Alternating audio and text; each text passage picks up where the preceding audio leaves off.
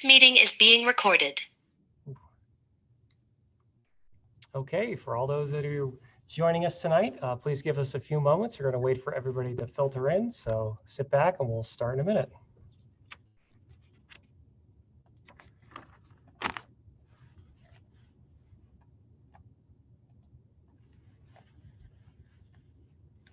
Okay, just give us a few minutes. We're going to get started here. So go ahead and get yourself a beverage, and we'll be back in a minute here. So hang tight.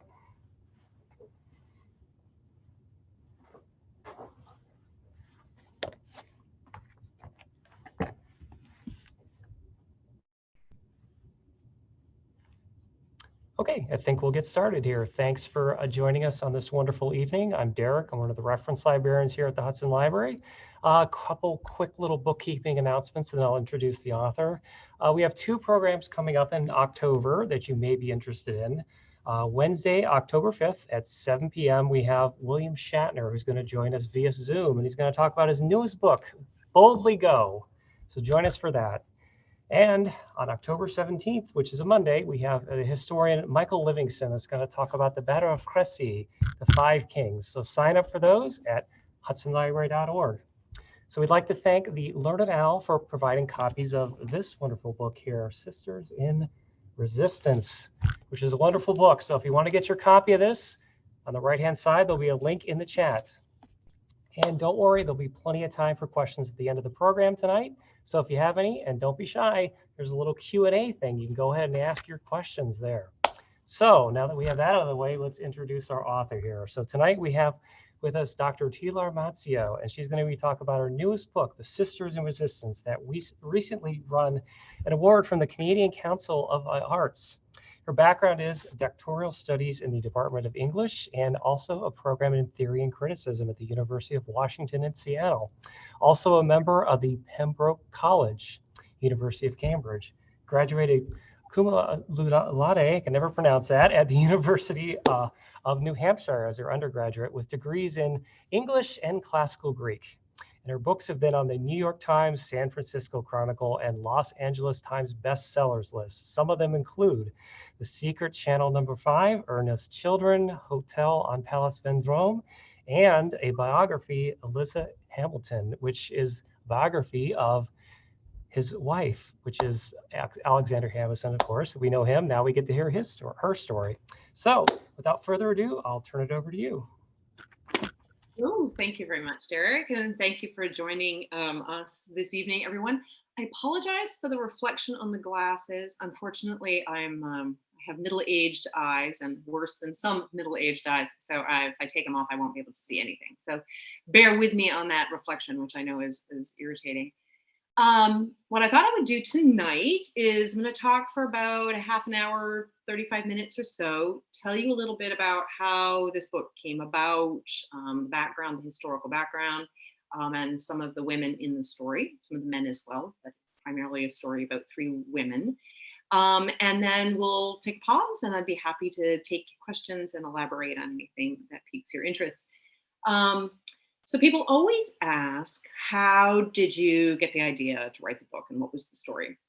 So my background, as you heard from Derek, is that I trained as an academic historian and ended up kind of by accident falling into a career writing stories, biographies, primarily nonfiction, stories about women who had secret histories, right? So, you know, part of it is that for a lot of our history, women's lives have been kind of secret histories anyhow, in the sense that they were largely working in domestic spheres and not in public spheres. So, you know, women's biography always is a little bit of a secret history. But my particular interest is in women who were engaged in acts of political resistance and in espionage.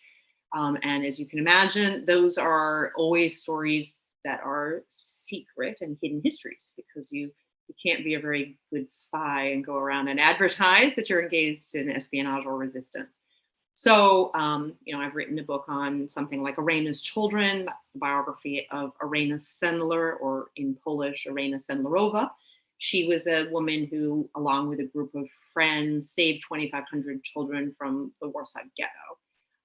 Or, the Hotel on Place Vendôme was a story about a resistance network among the employees at the Ritz Hotel in Paris during the Second World War. I tend to work on the Second World War history.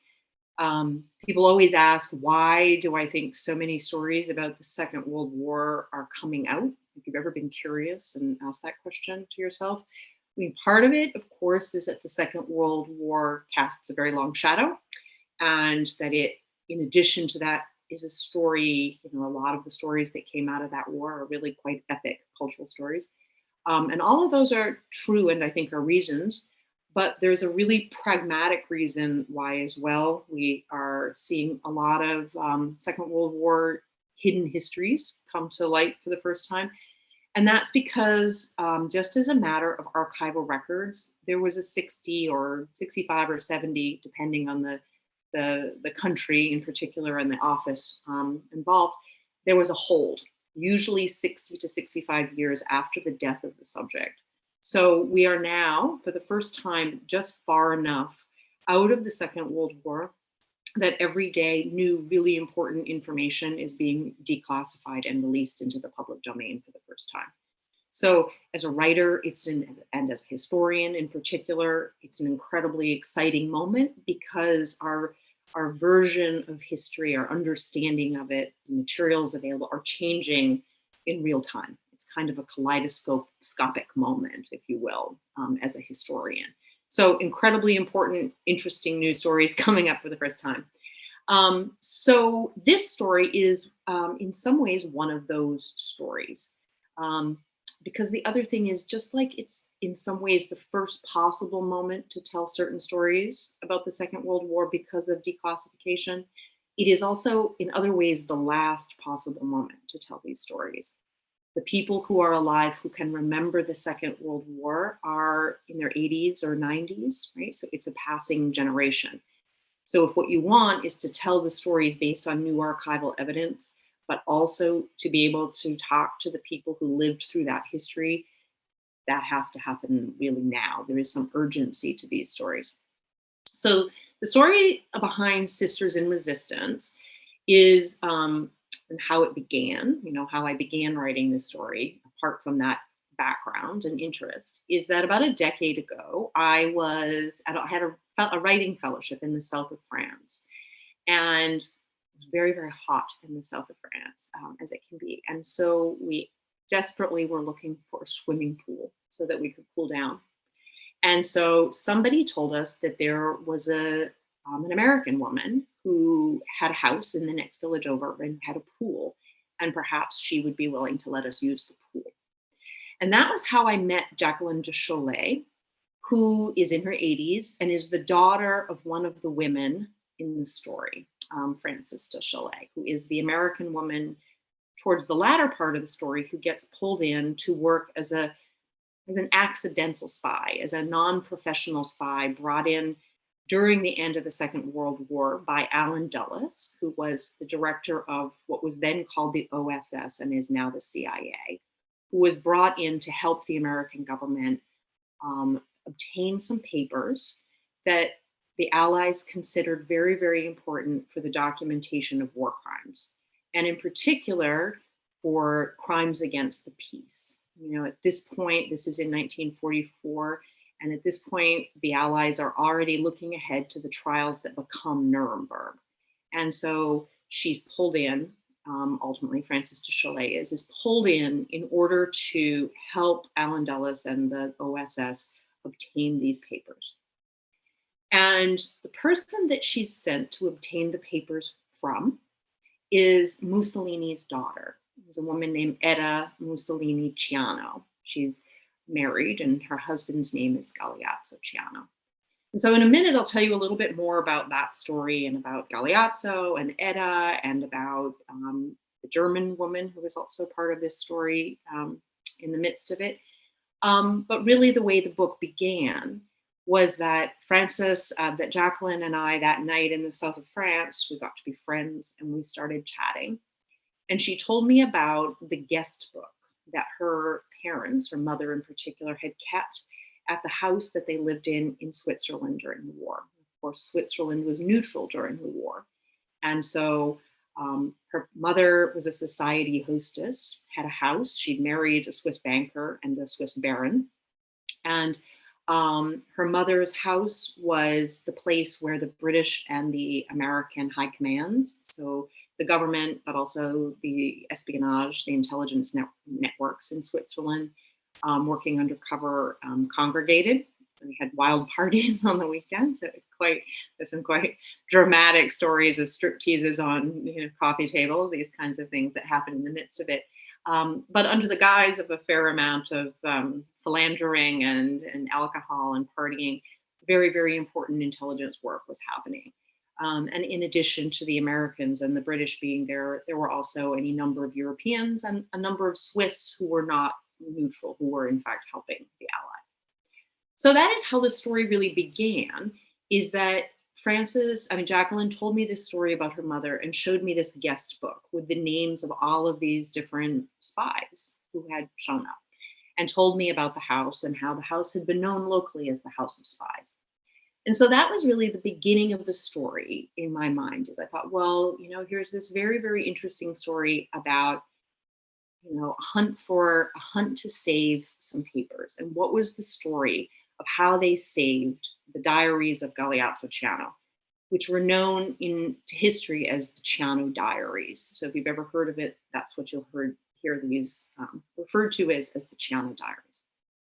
So again, the story in its nutshell then is that Frances De Chollet, brought in by Allen Dulles, living in Switzerland at the end of the Second World War as an accidental spy.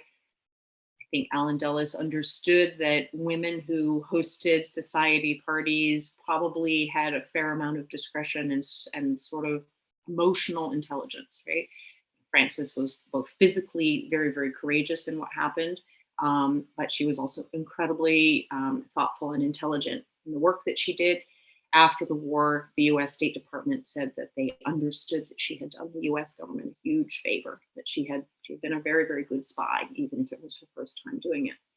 So the papers again then were the diaries of Edda Ciano and the diaries of Edda's husband, Galeazzo Ciano. So let's step back for a minute and I'll tell you a bit about who these people were and why these diaries were so interesting to the American government and why they were so important at Nuremberg ultimately. And they were important at Nuremberg. They were the reason that von Ribbentrop was executed. They were instrumental in his being brought to justice. So take us back to the 1930s, earlier even the 1920s, and Italy sees the rise of a strong man who we all know is Benito Mussolini. And it's a complicated story of Mussolini's rise to power. Early in Adolf Hitler's career as a young man, as a young politician, Benito Mussolini was the person that Adolf Hitler most admired. I mean, there was a kind of relationship of admiration for this strongman authoritarian figure. And by 1939, the beginning of the Second World War, Benito Mussolini has been a fascist dictator. I mean, he is a member of the fascist party, and he's the fascist government, fascist leader. And he's been installed as an authoritarian in Italy. He rules Italy as a dictator. I mean, those are Edda Ciano's words. She says, I was a dictator's daughter. But the way that technically the kind of structure of power worked, and this is important, is that there was the fascist party had a grand council. And the Grand Council were the group of the head fascist leaders. And they were the ones who agreed to keep Mussolini as the head of the fascist party. And there was still a king in Italy, but the king of Italy in the 1930s was also a fascist. And although he technically could choose to remove Mussolini from power, in fact, he couldn't make that decision unless the Grand Council authorized that move, right? So there's a little bit of a game of chicken that happens. We'll talk about what happens in this political moment. So Edda Ciano is the favorite, Edda Mussolini is the favorite child of Benito Mussolini. And she's the one who is most like her father. She's very headstrong. She's a gambler. She's quite brazen. She drinks gin with the boys. She gambles badly for large stakes. She was the kind of woman who, in the 1930s, wore trousers, which was considered scandalous, and drove fast cars with her husband riding shotgun, which was also considered scandalous. And if it had been a different political moment, I think Edda Ciano would have been her father's heir apparent, right? Would have been the one who Benito Mussolini would have passed the dictatorship to. But in the 1930s, women couldn't be fascist leaders. And so she married instead a man named Galeazzo Ciano, who was also a fascist and whose family had been fascists. And he became both Mussolini's foreign minister, and he also became Mussolini's political heir apparent. Both Benito Mussolini and Galeazzo Ciano expected that Galeazzo Ciano would become the next dictator of Italy, next fascist ruler. And the problem is that the war begins and Galeazzo Ciano is the prime minister. And that means that he has a front row seat to everything that is happening in terms of foreign relations with Italy. And that means in particular that he is in direct contact both with von Ribbentrop, who is the German foreign minister, and he is also at meetings with Himmler and Kaltenbrunner and Goebbels and Hitler. And so he sees everything that's happening and he begins keeping diaries. And the thing about Galeazzo Ciano is he's a very funny and witty man. So his diaries are, on the one hand, a historical documentation of conversations between the Italian and the German governments about how they plan to prosecute a war and about the fact that they're knowingly doing it without any cause for the war, which is the part about the crimes against the peace later. But he also is tearing down. I mean, he writes these dreadfully funny, witty, mean-spirited, sarcastic send-ups of the Nazi high command and of his father-in-law. So he describes Hitler as an insufferable blowhard and how everybody is just bored out of their minds listening to Hitler ramble on. He makes fun of Mussolini as someone who's afraid of Hitler and talks about his father-in-law, despite his machismo, not being very manly. He talks about how von Ribbentrop is an idiot and, shows things that make von Ribbentrop look very, very foolish. And he basically mocks everybody. He also decides quite early in the war, certainly by 1942. By 1942, Hitler is trying to pull Italy into the war on the side of the Axis powers. And by then, Ciano has also realized that Italy is making a terrible mistake. Realized that Hitler is mad, that they should not be doing this, that Italy should be joining the Allies. I mean, by 1942, what we know is that Galeazzo Ciano is already in direct contact with the Allies, trying to find a way to get Italy out of the war that's coming, right? Because at that moment, they're neutral. So he, at this point, by 1942, he's keeping these diaries, documenting what's going on behind the scenes, and he's already decided that he thinks that this is terrible and that they need to get out of it, right? That this should not be what Italy's doing. By 1943, there is a decision among a group of men who are very senior in the fascist party, who at this point realized that this really, really cannot continue, that you have to get Italy out of it. At that point, by then, Galeazzo Ciano has renounced fascism. So we know that, for example, he's refusing to give the fascist salute any longer. And by now, Hitler is getting seriously irritated with Mussolini's foreign minister. I mean, he wants the diaries, he knows about the diaries. Galeazzo Ciano cannot keep a secret to save his life. He blathers about everything. So we know, for example, that Joe Kennedy, who was the US ambassador, says, Galeazzo Ciano is a philanderer. He will tell a pretty girl anything. And Joe Kennedy says, we would get more information out of Galeazzo Ciano if we sent in a room full of pretty girls than if we send in any diplomat or spy. So Galeazzo was happy to tell anybody who would listen about the fact that he had these diaries and that he was making these sort of snarky remarks in them. So by 1943, Hitler is really, really irritated. He wants Galeazzo Ciano out of power. He says, I don't know how Mussolini can make war with a foreign minister who doesn't want it. And in July of 1943, a group of fascists decide that they're going to have a coup and they're going to remove Mussolini from power and try to negotiate this separate peace and get Italy out of the war. And Galeazzo Ciano is one of the people who, in this all-night meeting, ultimately votes to betray his father-in-law. So there are a group of them and they vote, and they do get a majority vote, and they vote to remove Mussolini as the head of the fascist party. Now, ironically, they couldn't have done this except for the fact that Mussolini allowed the vote to go ahead.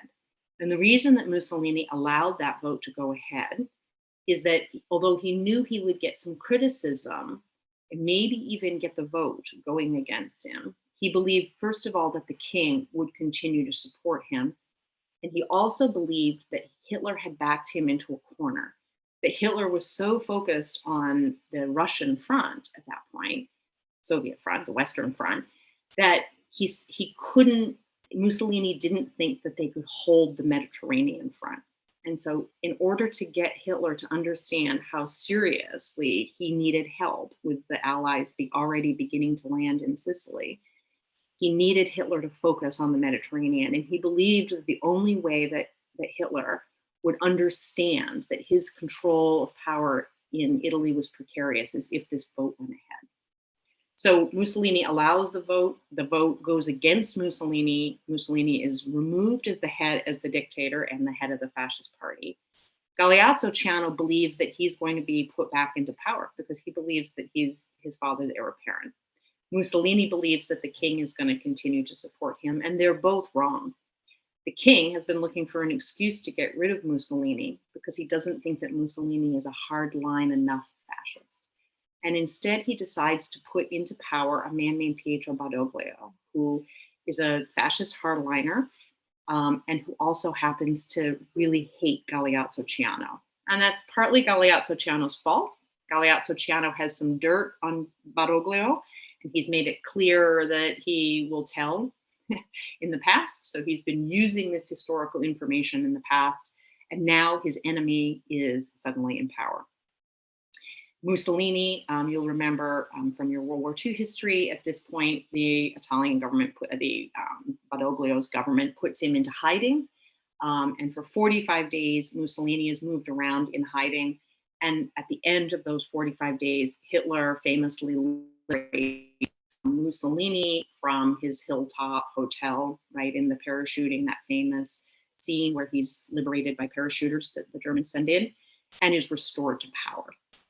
But in that summer of 1943, Galeazzo Ciano's arch enemy now is in power, and he and Edda Ciano realize they have got to get out of Italy. They're going to be killed if they stay in Italy. Her father is no longer the dictator, and she no longer has this protection. So at that point, they also realize that the diaries are their only leverage that they might be able to use to bargain for Galeazzo Ciano's life. And although Galeazzo Ciano is a cheat and a philanderer, Edda Ciano is also having love affairs on the side. She has a long-term boyfriend during the war, a man named Emilio Pucci, who, if you're a fashionista, you'll know later on after the war goes on to be the famous designer. And so that's her boyfriend during the war. And so they decide that they have to get out, and they have arranged to get to South America. They just have to get safely out of Italy and as far as Spain. And in order to do that, they are going to need a passport to flee the country. And they realize at some point that the Badoglio government is stalling on giving the passport, and that Ciano is going to be tried for corruption and found guilty, and he's going to be executed, right, as a political hit.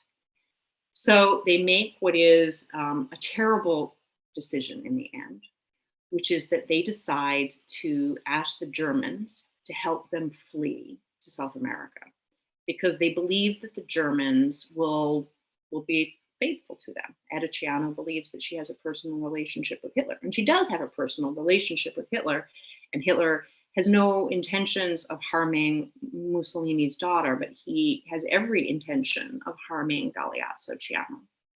And it's complicated by the fact that Galeazzo Ciano and von Ribbentrop, the German counterpart, particularly hate each other. And there's a huge power struggle that's going on within the Nazi party, within the German Nazi high command, where Himmler and Kaltenbrunner in particular are concerned about von Ribbentrop's influence with Hitler. And so they are looking for a way to take down von Ribbentrop. And what everybody understands is that the diaries of Galeazzo Ciano make a fool of Ribbentrop, and that the idea is that if only Hitler could see these diaries, he would turn against Ribbentrop. And Ribbentrop was one of the people in the minds of Hitler and Kaltenbrunner prosecuting military behaviors that they knew that Germany couldn't win the war at that point and under that direction. So Edda and Galeazzo Ciano, with their children, they have 3 young children at the time, they do flee. They put themselves in the hands of the Germans. And later, as one of the Germans says, I don't know what Galeazzo Ciano was thinking. He put himself in the hands of Hitler, who wanted him dead, and he put himself in the hands of Ribbentrop, who was his arch enemy. And he says, I don't know what he was thinking. He was a fool.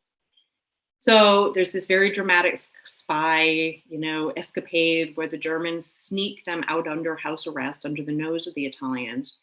And it is the moment that the flight takes off. They're on a military transport plane, and it's freezing because they're up at a high altitude. They take off out of Rome, and the flight takes off, and they're climbing in a high altitude, and it's freezing because this is a military transport plane and not a passenger jet. And Galeazzo and Edda realize that the flight is going in the wrong direction, that they're not being taken as they had promised to Spain, but that the plane is instead going to Germany, where they will be imprisoned. And they land and they're imprisoned. Fortunately for them, they had thought to hide Galeazzo's diaries in Rome.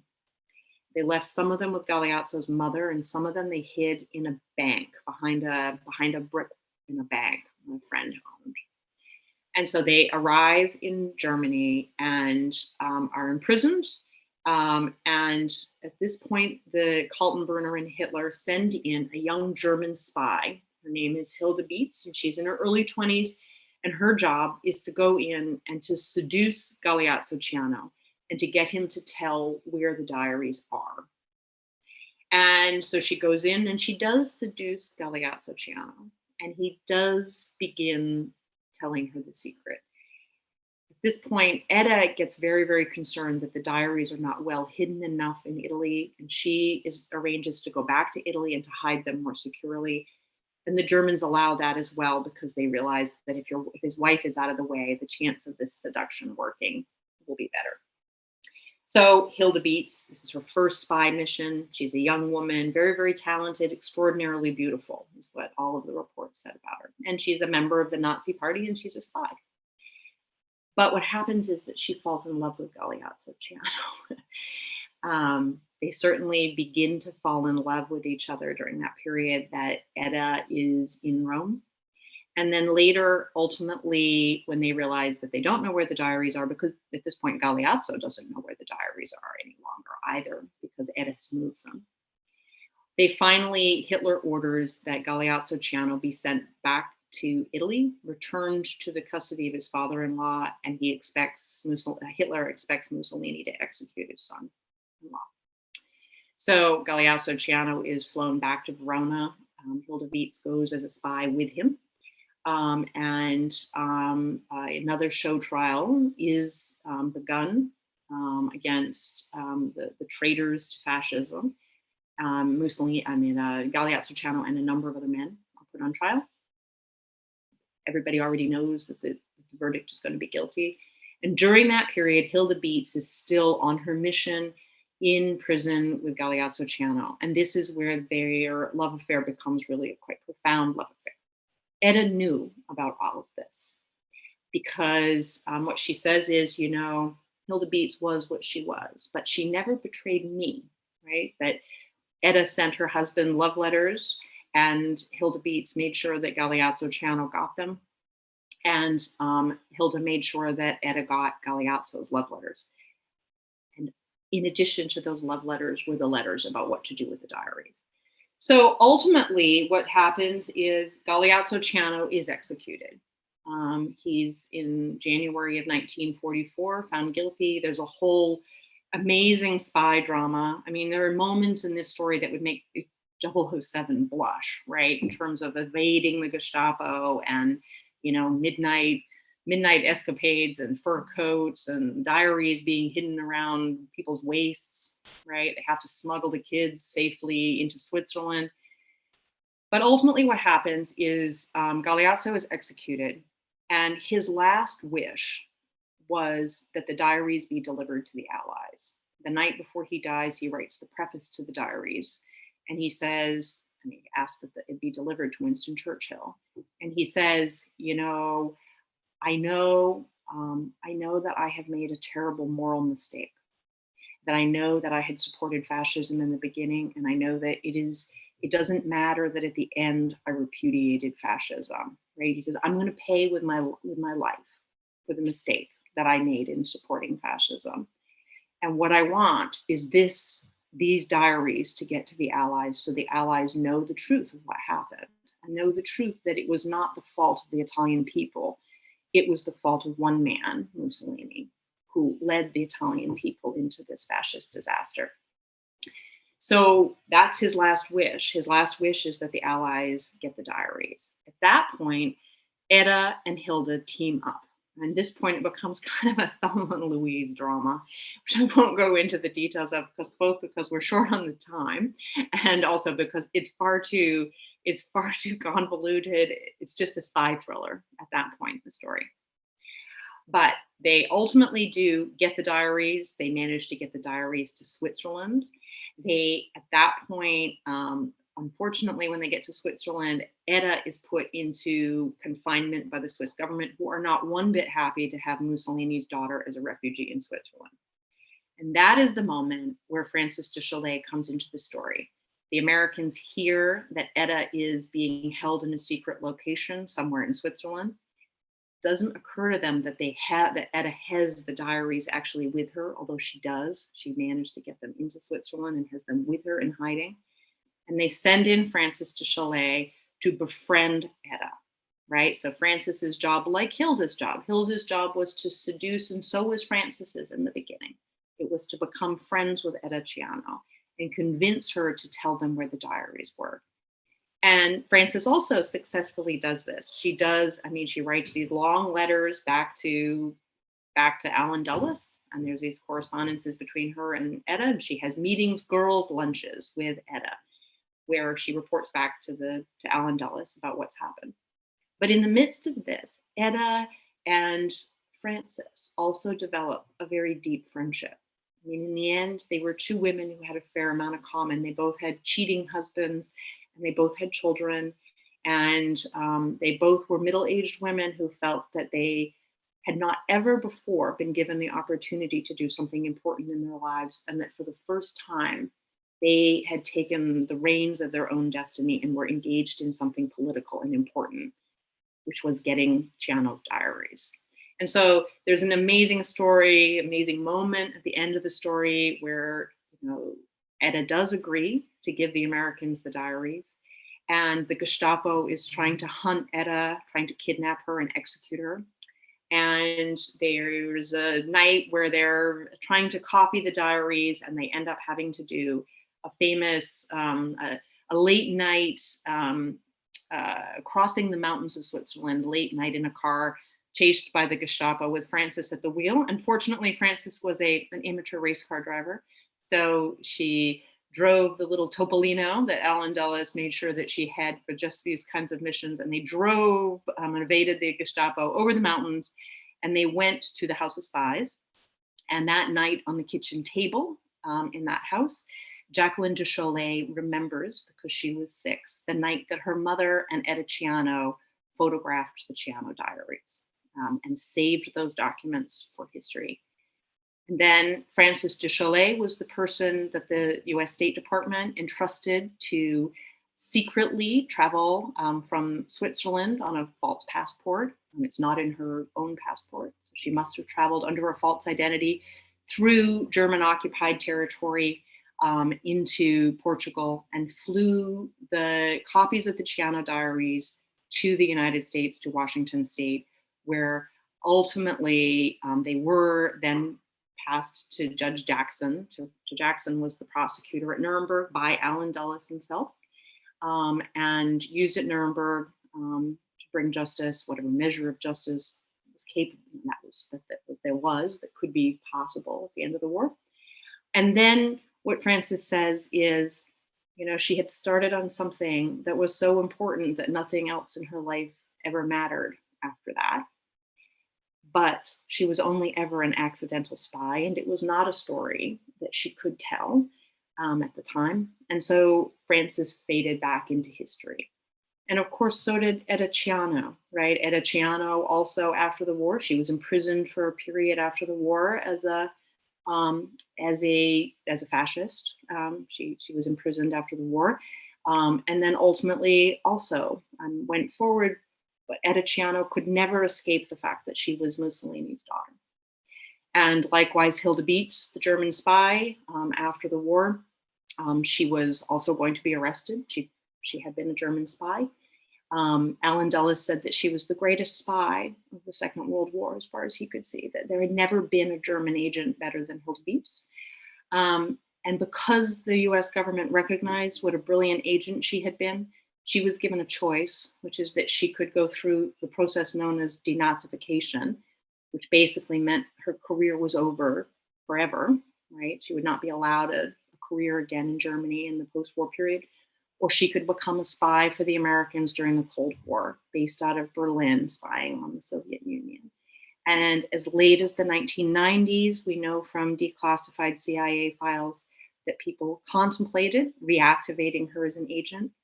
But what the file says is be very careful before you reactivate Hilde Beetz as an agent, because what the file says is nobody who has ever tried to run her as an operative has ever not fallen in love with her. So she's a very, very hard spy to manage because she was such a charismatic woman. But she was also, in a way, the spy who was not ever able to come from the cold at the end. So I'm going to leave it there. I know that I'm at the sort of 35-minute mark on that. So let me pause there and say that's the story of Sisters in Resistance. And if you have any questions, I would be delighted to follow up and answer them to the best of my ability. So Derek, back over to you. Sounds great. Thank you.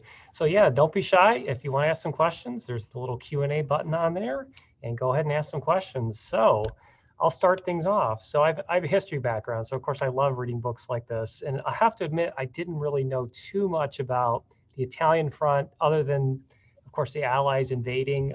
Do you kind of feel, and maybe this is one of the reasons why you wrote the book, that Ciano Diaries have been forgotten with all these documents and stories about World War II? Do you think it's a story that needs to be told? Absolutely, right? I mean, and I think it has been forgotten, although that forgetting is pretty recent. I mean, interestingly, so what happens is after the diaries, after Frances De Chollet takes those diaries to Washington, ultimately, as soon as the war ends, the US government authorizes the publication of those diaries. So in 1945, 1946, those diaries are published and become an instant New York Times bestseller. And so you can go and, you can find a copy of them, right? They were published at that period, and there was huge interest in those diaries.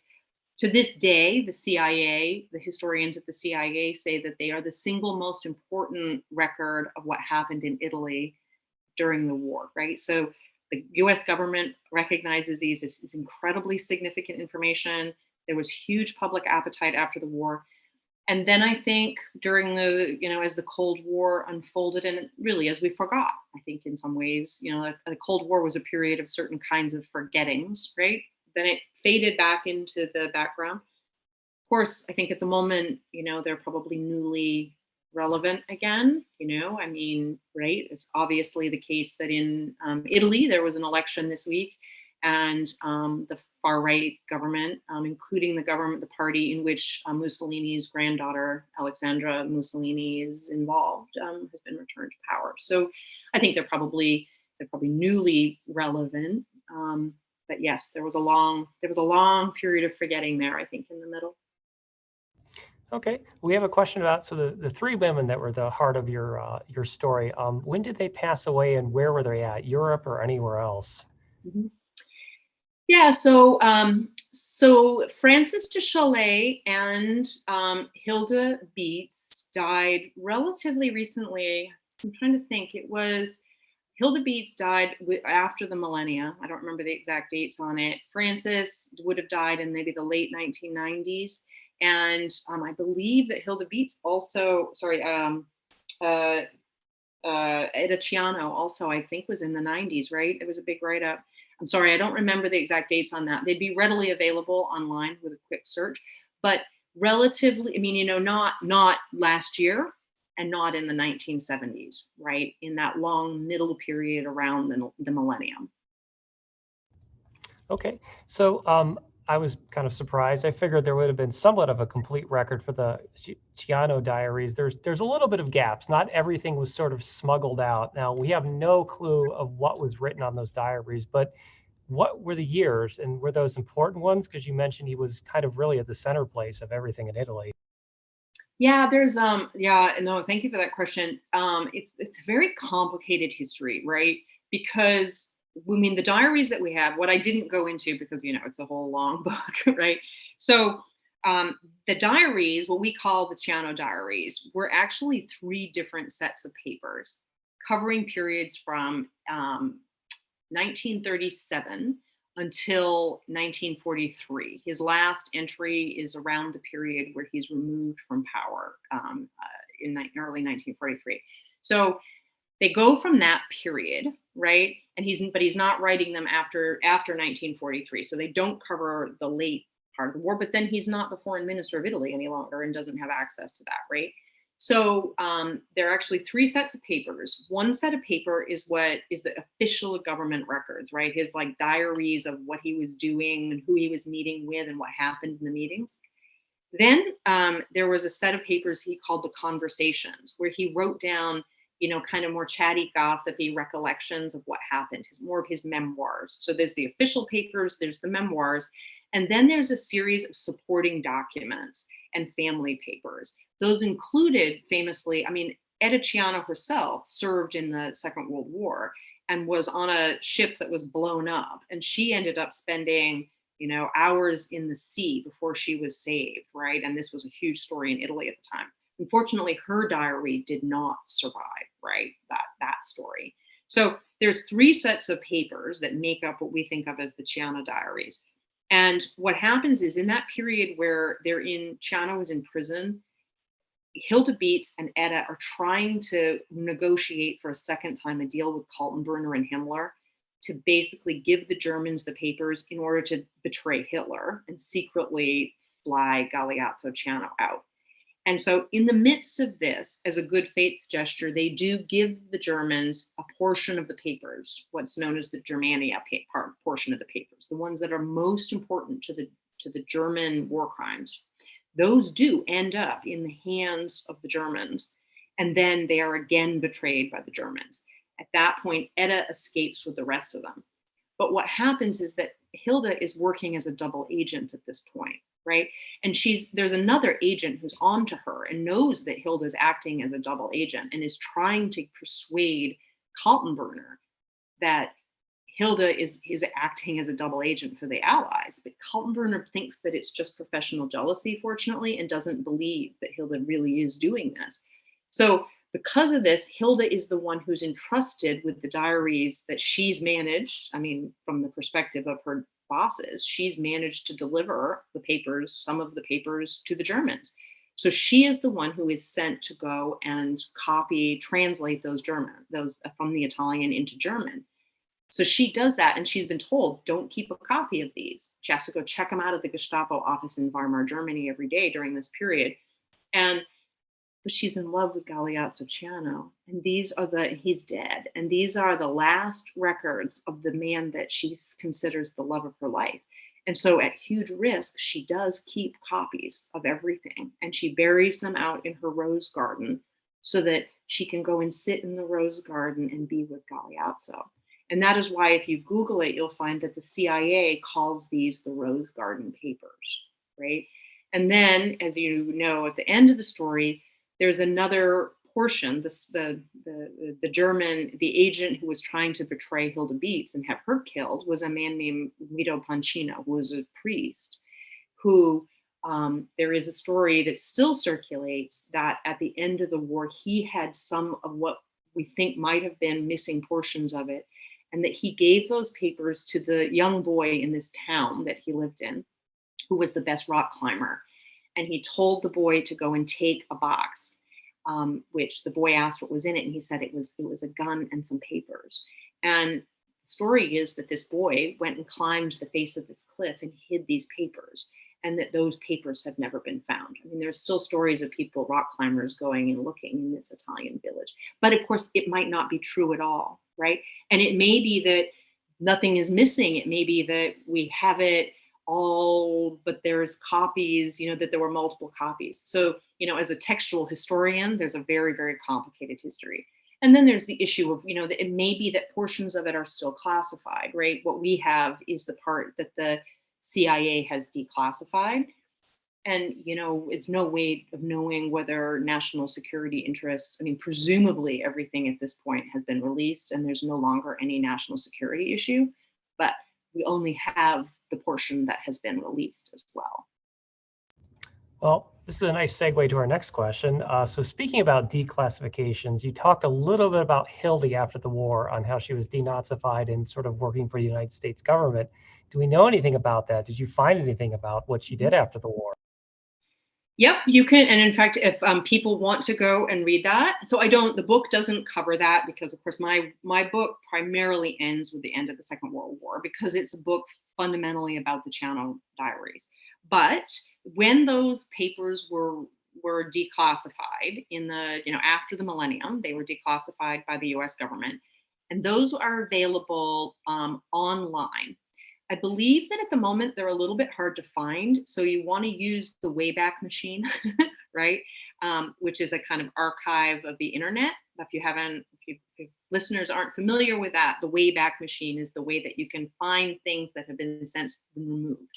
But at one point, all of the papers related to Hilde Beetz were simply published online by the US government. And those materials still exist. You can still go and search those. So if you're at all interested in understanding the role of Hilde Beetz during the Cold War, that material has been declassified and is publicly available through the CIA's archival office. Okay, great. So I have a history background as well as records management, which is a fancy term for being an archivist. So I always have to ask this. What did you consult? I call them primary sources when you're writing the story. And did you find anything that just blew your mind that you were like, oh my goodness, this is great? Yeah, I don't know if it was great because I'm talking about the World War, this is World War II and the Gestapo, right? So yes, so the materials, I was trained as a historian like you and was trained as an archivist. So for me, I'm very, very interested in that, both in the textual historical archival record, but also in the oral history record. So Jacqueline de Chollet made available to me her recollections in a series of interviews, right? She remembers a lot of this firsthand. Family papers were made available, family photographs, and her mother's guest book, right? So that's one set of materials for Frances's story, as I've had the direct assistance of Frances's family and access to their records. Jacqueline de Chollet donated to Princeton University Library, also publicly available. If you want to read the letters between Edda Ciano and Frances de Chollet, you can go to the Frances de Chollet collection at Princeton University Library. All of those have been scanned and are readily available. You can see all of that, all of those letters are also available. There's the materials at the National Archives and at the CIA record offices that you can do if you want to sort of, look into the history of Hilde Beetz. I did pull there's a gap. We did attempt to pull a Freedom of Information request on Frances de Chollet. That came up as a dead end. What it shows, we got it back as a response from the government, was that there are no records related to Frances De Chollet in the US government archives. Obviously, that cannot be the case, right? We know that she was working for Allen Dulles, and we know from Allen Dulles' records. I mean, so Allen Dulles' letters were an important part of the story, another source. But we know from Allen Dulles that she was obviously working with him from his letters. So it doesn't really make sense that there can be no records. But on the other hand, Frances has, they may not have been released yet, right? So it may be that at some point there will be public records declassified of Frances De Chollet.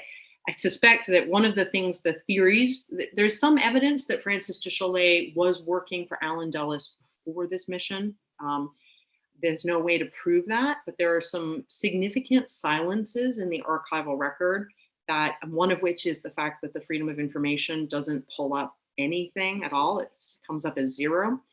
But there were some stories that her family told me about how during the war, prior to the Edda Ciano part, I mean, remember, she was a hostess at a society house of spies, right? So she was deeply embedded already in the intelligence community in Switzerland during the war. But there's a story of how she used to go every day to work, Frances, and she would go into Bern and would go and have lunch at a fancy hotel restaurant there. And the people that she was meeting for lunch were all people in the intelligence community. And Jacqueline remembers stories of her mother asking her and her sister, who was younger, to go to the train station and deliver suitcases or pick up people, right? So, there is some, the question is, what was Frances doing on these luncheons, right? Was she really just having, and what was in the briefcases that the kids were being asked to move, right? And then there is also the fact that there is a quite significant gap where nobody in Frances's family immediately before the war knows what Frances was doing or where she was. So there's another bit of a mystery there as well. But those are the sources. So very much archival sources, mostly US government, State Department sources, and then some oral history. Okay. Yeah. Great. Okay, so we have one final question we have time for. So when I was reading your book, it sounded like Mussolini sort of vacillated back and forth between intervening when Ciano was going to be unfortunately executed and he didn't. Was there any reason for that? Did he just not want to appear weak before Hitler? Yeah, I think that unfortunately is exactly what happened, right? I said in the beginning that Hitler admired Mussolini. The beer hall putsch was probably in some ways inspired by Mussolini. And then what happens is that Hitler, that relationship changes, where Hitler is the one who no longer respects Mussolini, but Mussolini is under the thumb of Hitler. I mean, the Salo Republic, he's essentially, Hitler is essentially a puppet for Hitler. And so I think what happens that night, and we know that Mussolini was awake all night pacing because his wife, Marcella Mussolini, says she could hear him in the next room. And we know that he vacillated and that if a clemency appeal had come, he hadn't decided whether he was going to grant clemency or not. And we know that there was a conversation with somebody in Berlin where basically he said, well, will Hitler think I'm not a man if I don't do this? And they said yes, right? Hitler will think worse of you if you don't execute your son-in-law who betrayed you. And there is also evidence that night, people in Mussolini's office, when the clemency appeal was written, made sure that it didn't get to him, that was kept from him. So Mussolini stayed up all night waiting for a clemency appeal that he might have signed that was deliberately kept from him until Galeazzo Ciano was executed. And there's, one of the most amazing moments for me in the book are those letters that Edda Ciano writes. She writes to her father and she says, you've betrayed me. I mean, there's a complete rupture between father and daughter, right? I mean, she's his favorite. I mean, I don't want to try to make Mussolini, he's a fascist. I don't want to try to make him seem sympathetic, but, there's a real emotional, he loved his daughter and he he betrayed his daughter in order to do what Hitler wanted him to do, and his daughter never forgave him.